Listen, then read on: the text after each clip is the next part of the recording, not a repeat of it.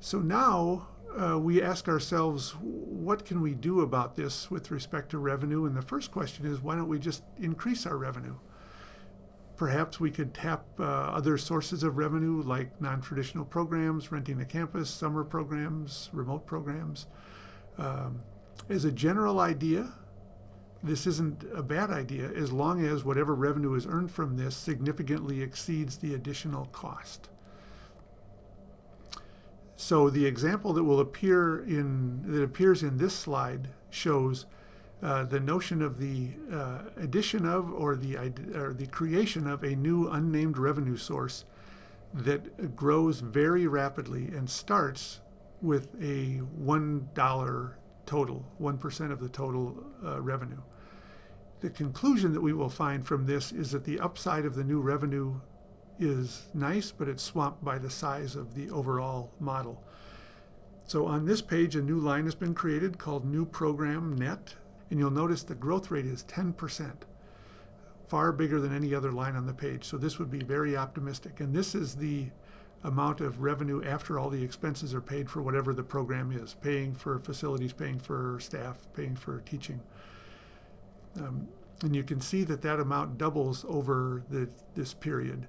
But you can see that the bottom line is still significantly negative because this program is just too small.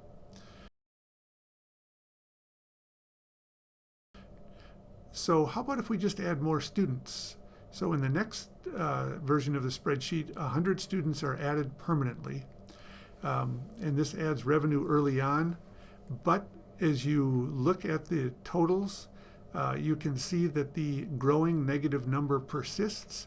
And the difference between income and expense growth at the bottom of the page is still over 1%. And to the extent that that negative number is that big, you will see that the expenses just grow too much faster than revenues, and this moves the institution to a negative number. It's a smaller negative number than in the base case, but it is continuing to grow and trending in a way that would have to be arrested. So the additional students are a short-term fix, but it's not a long-term solution.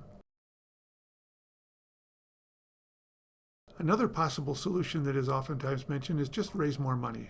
There always seems to be more opportunity to be able to get money from friends and alumni of the institution. And so we've changed the growth rate on this next page to 10%, much bigger than all the rest of them, for the gifts in the other line. You'll notice when you look at the bottom line that the net growth is still negative. The difference between revenue and expense is about 0.5% instead of over 1%, so that is better. But the trend line is still mismatched, and the negative impact of this is only mitigates partly the total problem.